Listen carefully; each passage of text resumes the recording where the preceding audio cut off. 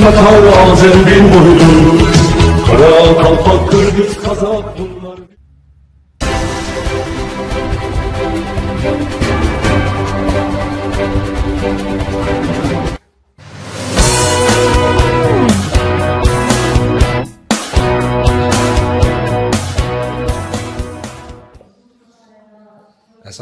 Ахтота Рахметуллаевна Раимкулова, президент Фонда тюркской культуры и наследия.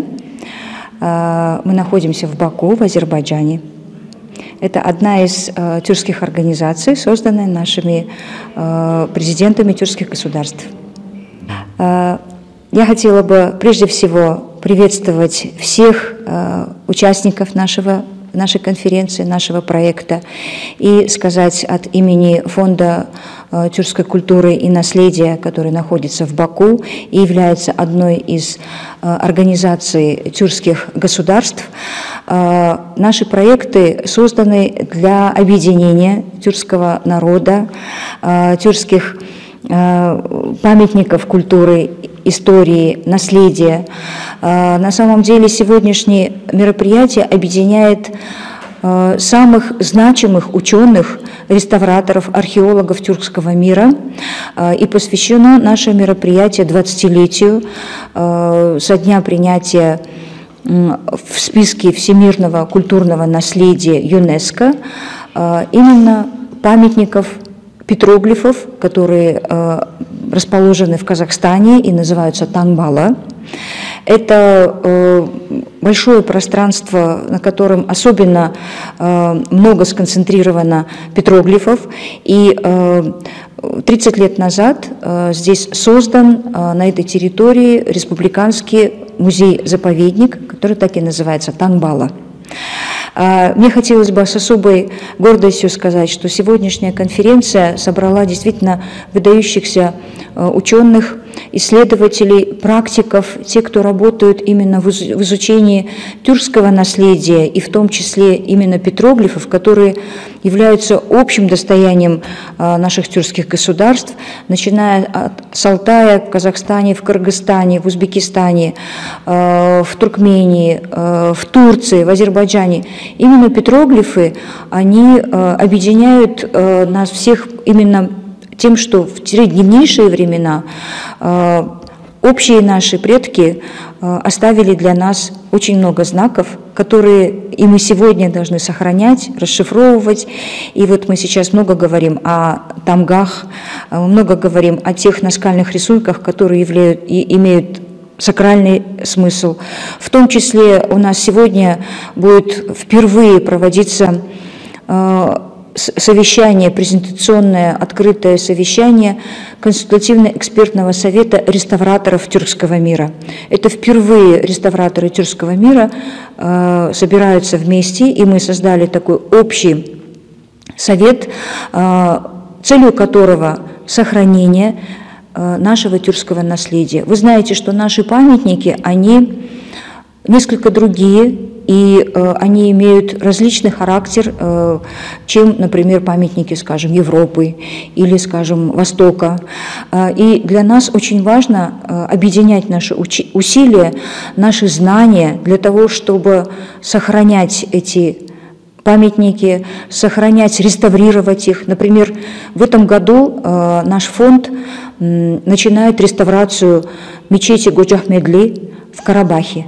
Для нас это очень значимое мероприятие. Я думаю, что эта реставрация будет длиться не 1 год, как минимум 2 года, потому что очень много нужно там воссоздавать, реставрировать и, конечно, музеифицировать для того, чтобы эта мечеть стала также доступна для широкой общественности, чтобы мы могли сохранить этот памятник культуры.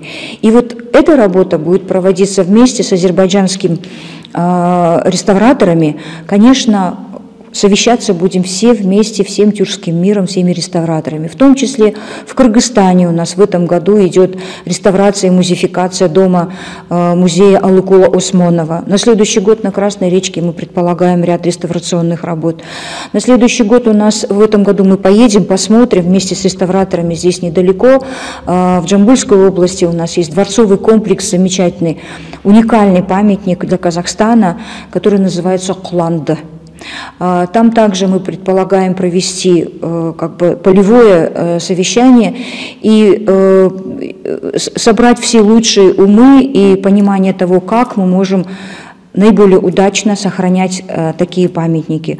У нас каждый год планируются реставрационные работы, планируются вот такие мероприятия научно-исследовательские.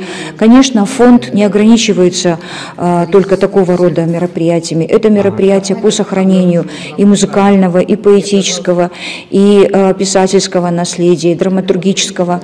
И, конечно, для нас очень важно объединение всех усилий. То есть сейчас Баку, Азербайджан становится центром тюркской культуры. Никого не обижая, я хочу сказать, что мы сейчас в Баку очень активно работаем в этом направлении, и мы очень благодарны Азербайджану, Министерству культуры Азербайджана, Министерству иностранных дел, конечно, прежде всего уважаемому президенту Ильхаму Гейдаровичу Алиеву, по инициативе которого создан этот фонд в 2012 году. С 2015 года он активно начал работать, но я пришла по согласованию, по приказу, по указу 7 президентов наших тюркских государств.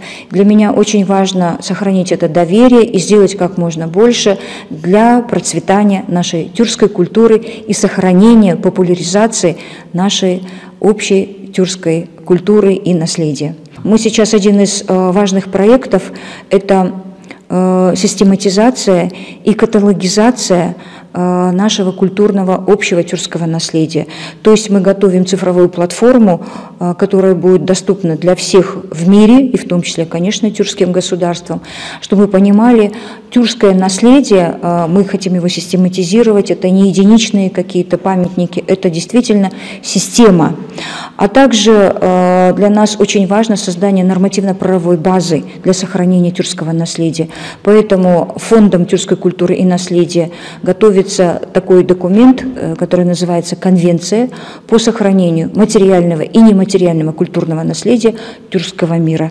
Мы очень надеемся сейчас совместно со всеми учеными тюркского мира, мы готовим этот документ с юристами и очень надеемся, что он будет принят в ближайшее время, что он будет принят и нашими народами, и мы совместно сможем дальше продолжать эту замечательную, очень важную для всех, для нас, сохранение тюркского культурного наследия. Юсупова Мавлюда Амиджановна, доктор наук, доктор архитектуры, профессор, директор Международного исследовательского института «Шелкового пути», Узбекистан. Тюркский мир, он еще не оценен достаточно. И наследие тюркского мира еще недостаточно известно, потому что мы начинаем объединяться, мы начинаем исследовать уже комплексно культурное наследие тюркского мира, и для себя открываем, что оно очень богато, многогранно и многочисленно. Вот. Но есть такие памятники, которые действительно они на слуху, на виду. Вот, например, Хаджи Ахмада Исави, значит, Ханака Мавзолей, о нем все знают, и он тоже имеет проблемы, и вот для решения, сегодня у нас будет консультативный совет, мы об этом поговорим.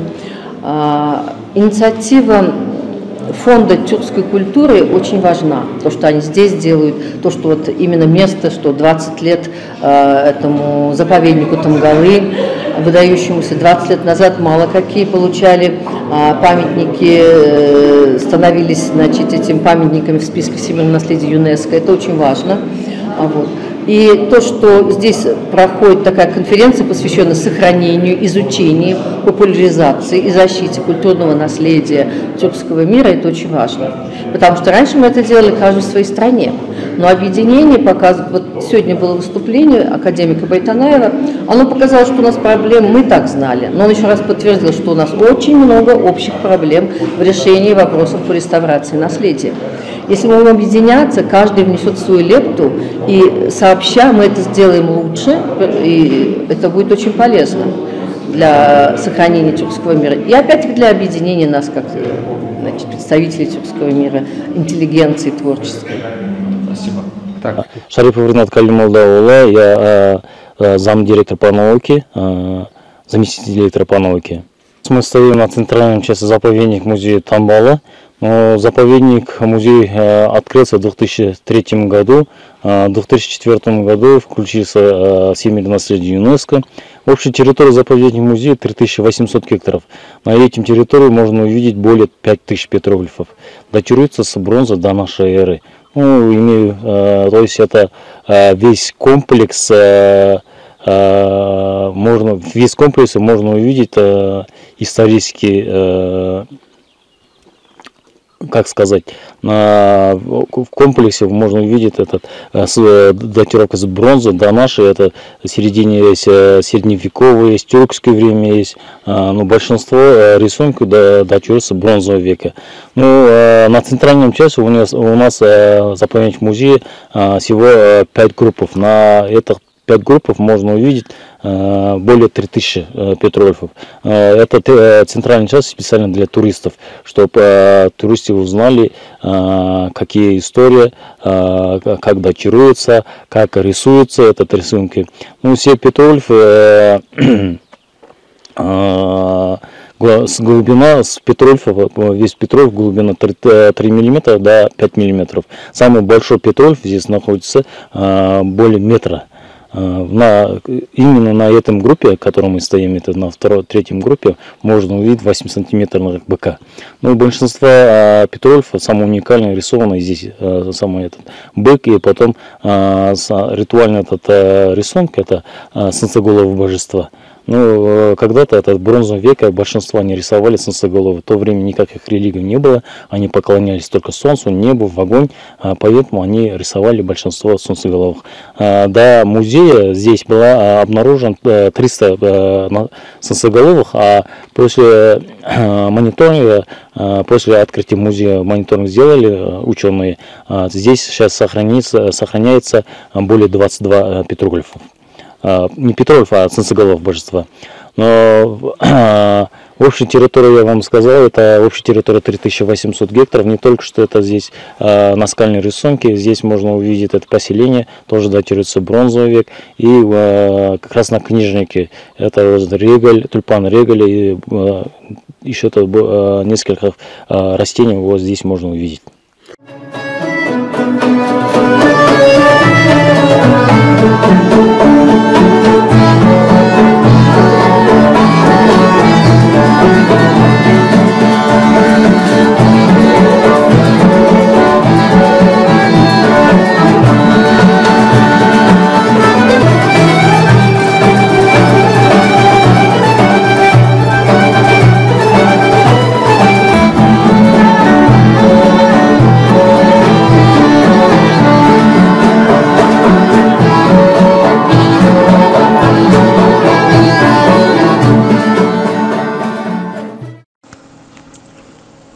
В центре Ататюрка в Баку провели выборы новых академиков и почетных профессоров Академии наук Туран из Азербайджана. После государственного гимна Азербайджана и церемонии поминования шахидов вице-президент Академии наук Туран, руководитель азербайджанского отделения академик Сабир Тагиев в своей вступительной речи отметил об Академии наук Туран полноценных и почетных членов академиков и награжденных соответствующими дипломами, а также высококвалифицированных ученых и ученых в различных научных областях. Он еще раз заявил, что это неправительственная и некоммерческая организация, созданная для поощрения специалистов. По итогу отчета о проделанной работе за первые полгодия 2024 года Тагиев сообщил, что сегодня Максуджан Халмухамедов из Совета правления Академии наук Туран приехал специально из Узбекистана, чтобы вручить награды лауреатам премии. Академия наук Туран, начавшая свою деятельность 4 января 2012 года, начала деятельность как филиал в Азербайджане в прошлом году. Сегодня усилия по формализации азербайджанского отделения продолжаются. Было объявлено, что дипломы, значки и сертификаты будут вручены азербайджанским ученым Мардану Мамедову, Рауфу Султанову, Назиру Ахмедли, Махире Гусейновой, Ахлиману Дадашзаде. Лауреат премии Рауф Султанов представился и рассказал участникам о своей деятельности. Член Совета правления Академии наук Узбекистана Туран Максуджон Холмухамедов вручил Рауфу Султанову удостоверение, значок и сертификат Академии наук Туран. Затем Мардан Мамедов выступит с короткой речью. Ему также были вручены академические дипломы, нагрудные значки и удостоверения Академии наук. Журналисту Назиру Ахмедли были вручены ученый диплом, значок и сертификат Академии наук. Диплом и сертификат почетного профессора Академии наук Туран были вручены также Ахлиману Дадашзаде.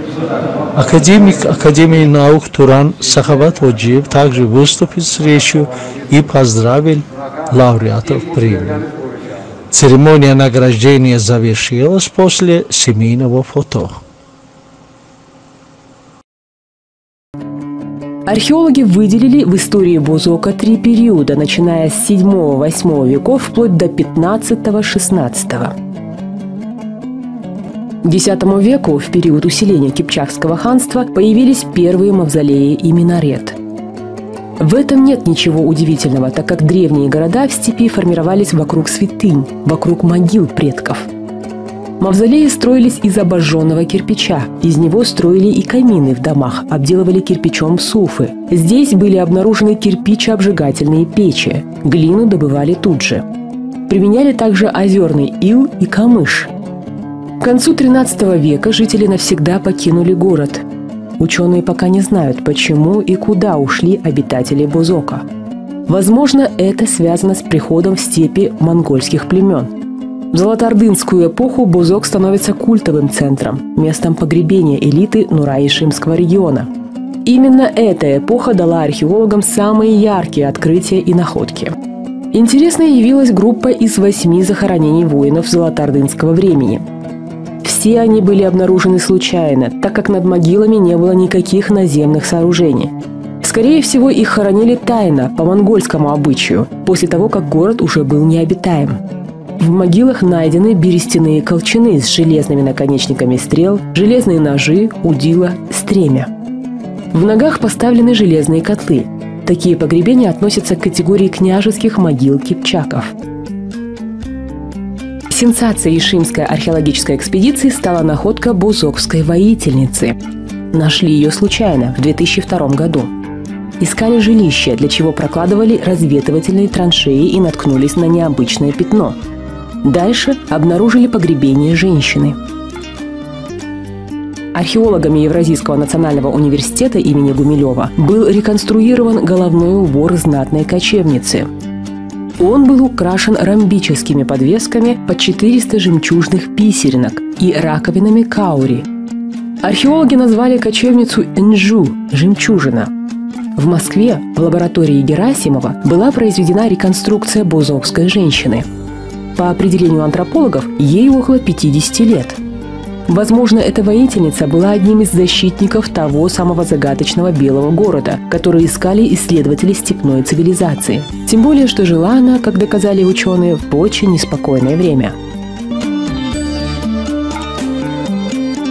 Во время раскопок археологи заметили необычные изменения рельефа. И когда начали изучать, поняли, что здесь целая сеть ирригационных каналов. Вокруг поселения жители заложили огороды и посевы, создав продуманную систему подачи воды. Средневековый Бозок был небольшой ставкой кипчакского султана, затем сакральным местом для степняков. Сюда они возвращались в течение столетий, обживали и достраивали его, защищали от врагов. Здесь совершали обряды и хоронили своих сородичей. В настоящее время Бузок оказался в черте городской застройки. По генеральному плану Астаны за озером Бузукты проходит внешнее объездное кольцо столицы. Бузок – исторический предшественник города Астаны. Он имеет уникальное значение для столицы Казахстана, как подтверждение ее древних истоков. Возможно, этот затерянный в степи город еще расскажет о себе не одну удивительную историю.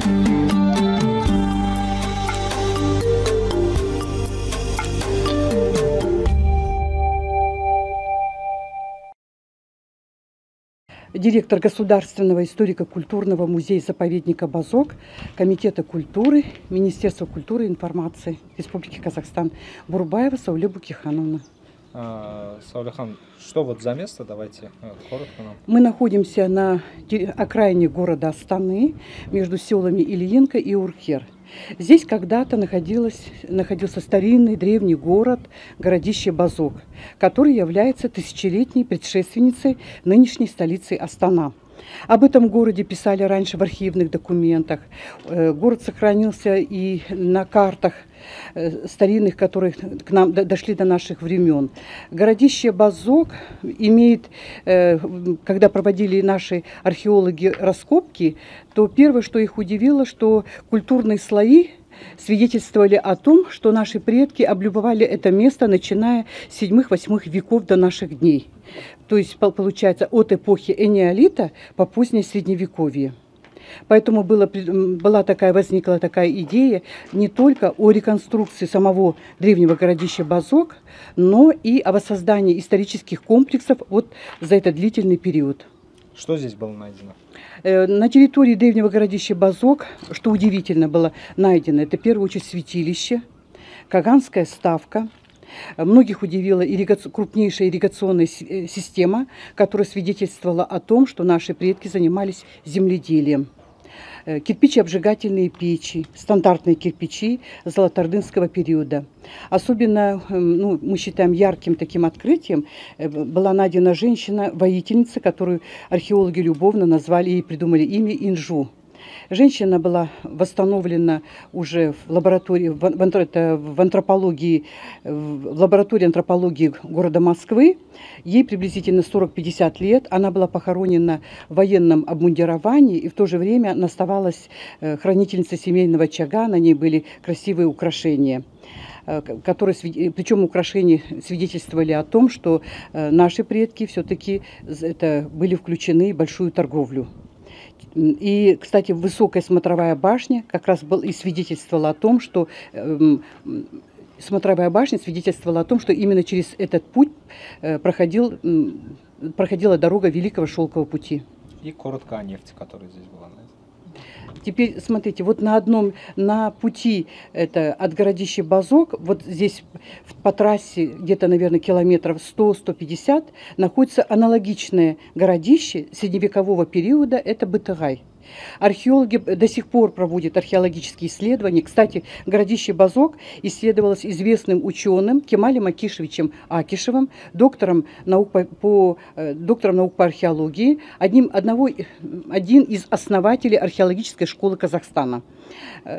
Здесь же, на этом же пути, находится аналогичное городище Бытыгай в Кургалжинском районе. Именно там был найден тот кувшин, о котором мы сегодня вам показывали.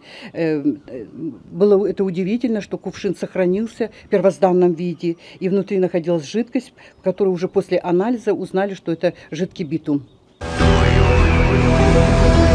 Посреди великой степи, в окружении могущественных гор, дух кочевников вдохновляет нас к свободе.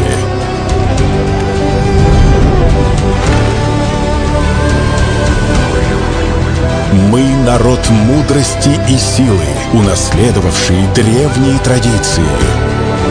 Настало время вспомнить наш путь и расширить горизонты, объединившись общими стремлениями, дабы соткать из мечты реальность, вместе создать светлое будущее.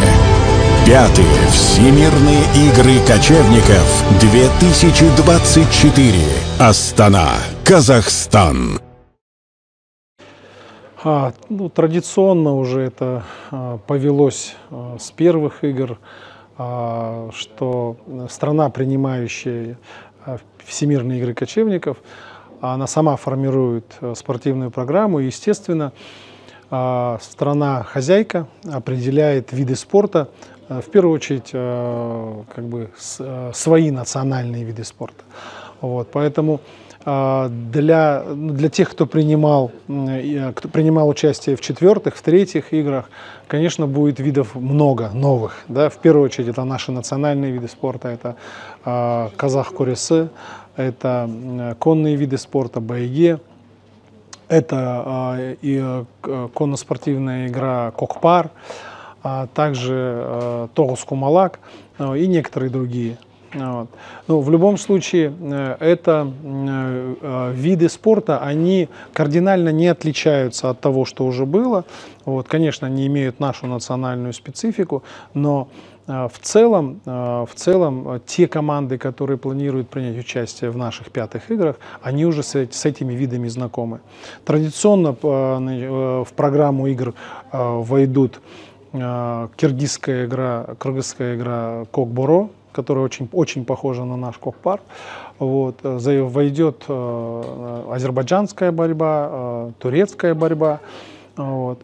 Интеллектуальные игры, помимо тогус-кумалат, также это мангала.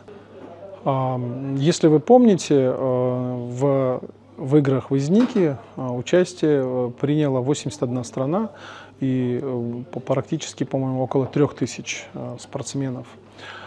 Мы ставили достаточно амбициозные планы и планировали принять более 100 стран и порядка 4000 спортсменов. Но, как вы знаете, весной этого года в Казахстане случился экологический кризис, случились паводки, небывалые для нашей страны. И главой государства было принято решение отказаться от целого ряда крупных политических, экономических форумов и событий. Но в то же время было принято все-таки решение, что нас очень радует, сохранить игры кочевников.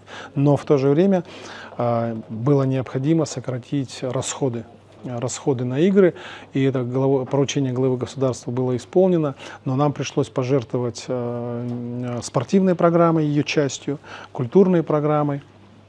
Игры стали компактнее, они стали короче на 1 день, и в том числе это отразилось теперь и отражается на численности спортсменов, которые примут участие. Мы планируем принять порядка 2000 спортсменов. Сегодня мы имеем подтверждение на участие в играх от 89 стран. Вот значение 5-х Всемирных игр кочевников для казахского народа переоценить очень сложно. Это действительно очень большое и яркое событие для нашей страны, для нашей культуры. Как вы знаете, казахи очень спортивная нация.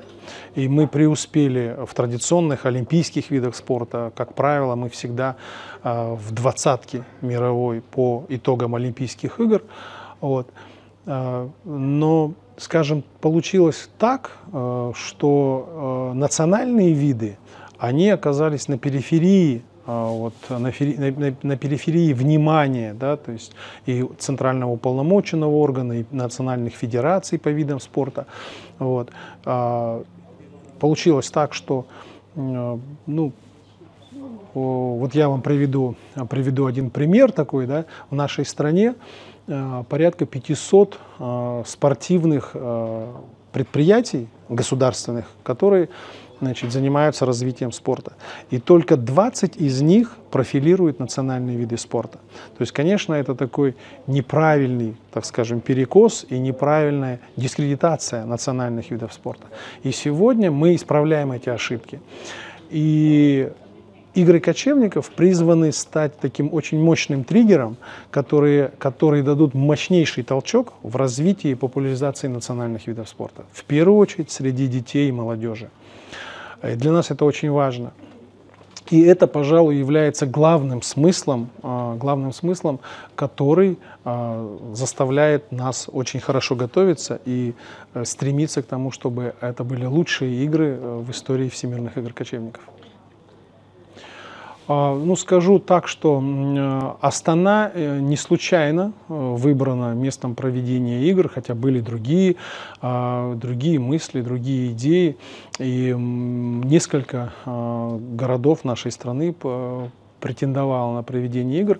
Но, еще раз говорю, выбор был сделан в пользу столицы, потому что это уникальная возможность именно показать вот эту синергию, которая заключается в том, что, с одной стороны, мы проводим крупнейший международный форум именно по национальным этническим видам спорта, которые имеют глубочайшую, да, историческую такую основу, да, то есть традиции, с одной стороны, а с другой стороны, это проводится в современном урбанистичном городе, в одной из самых красивых столиц мира, в одном из самых динамично развивающих городов мира, в одном из самых безопасных городов. Вот. И все соревнования пройдут на самых современных, на лучших спортивных сооружениях нашего города, нашей столицы. То есть это говорит именно и иллюстрирует отношение нашей страны к этноспорту, к национальным видам. Да, в наших играх также традиционно будут призовой фонд, но это, пожалуй, не самое главное, да? Это такой небольшой стимул для того, чтобы приехать в нашу страну. Я буду называть цифры в тенге. Да, то есть общий призовой фонд составляет 250 миллионов тенге. Эти средства выделил лидер нашего финансового рынка, один ведущий банк Казахстана. В общем-то, они больше, призовые больше на 10%, чем это было в Изнике. Вот. Ну, для примера, за победу в кок-паре команда-победитель получит 10 миллионов тенге, а в индивидуальных видах спорта каждый победитель получит по 500 тысяч тенге, обладатель серебряной медали получит 300 тенге и бронзовый призер получит 200 тысяч тенге.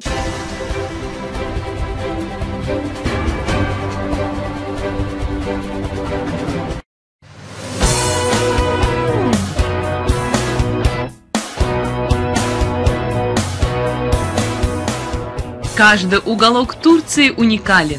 Традиционные блюда, сладости, изделия, нравы и привычки. Что может быть лучше, чем окунуться на денек в жизнь маленького турецкого городка? Мы в Эскишехире, или, правильнее сказать, в старом городе. Ухоженный и компактный город в северо-западной Турции, заметим, согласно решению саммита глав тюркоязычных государств, стал культурной столицей тюркского мира 2013 года. В начале XIV века Эскишехир, или Старый город, был столицей молодого османского государства. В начале XX полем сражения греческих войск с армией Турции. В начале 21-го это студенческий центр страны и турецкая Венеция одновременно. Официально население Эскишехира около 650 тысяч человек. Но поскольку именно в этом городе расположился самый крупный университет страны и 4-й в мире, с сентября по май население города увеличивается вдвое. И это неудивительно. В университете ежегодно проходят обучение 880 тысяч студентов. Эскишехир очень компактный город. Центр его разделен каналами реки Посрук. Эта часть города называется Адалар, или в переводе на русский «острова». Каналы как бы выделяют в небольшие острова часть города, что в какой-то степени напоминает Венецию. Именно поэтому после реконструкции набережных в 2008 году здесь начали ходить венецианские гондолы. В выходные желающие прокатиться по каналам Эскишехира выстраиваются в очередь. Одна прогулка стоит 15 лир с человека. Адалар или острова – любимое место студентов. С утра до глубокой ночи здесь работают многочисленные кафе, рестораны и бары на любой вкус. Кстати, излюбленный транспорт здесь – велосипед. И это неудивительно. Город расположился на равнине, поэтому передвигаться на велосипеде не составляет труда. И по-студенчески дешево. Одун-Пазар – так называется исторический и туристический район Эскишехира. Отреставрированные здания XIX века, пекарни и лавочки мясников, мастерские – на каждом шагу история. Мастерство и искусство, передаваемое из поколения в поколение. Оказывается, 70% жителей Эскишехира – это потомственные крымские татары. Поэтому именно это блюдо и стало визитной кулинарной карточкой старого города. Чебуреки здесь подают с пылу с жару. К ним подают также айран и, конечно же, большое количество салфеток. И на заметку, чебуреки в Эскишехире среднего размера, и мяса в них кладут не очень много, поэтому стоит заказать сразу 3 или даже 4 штуки.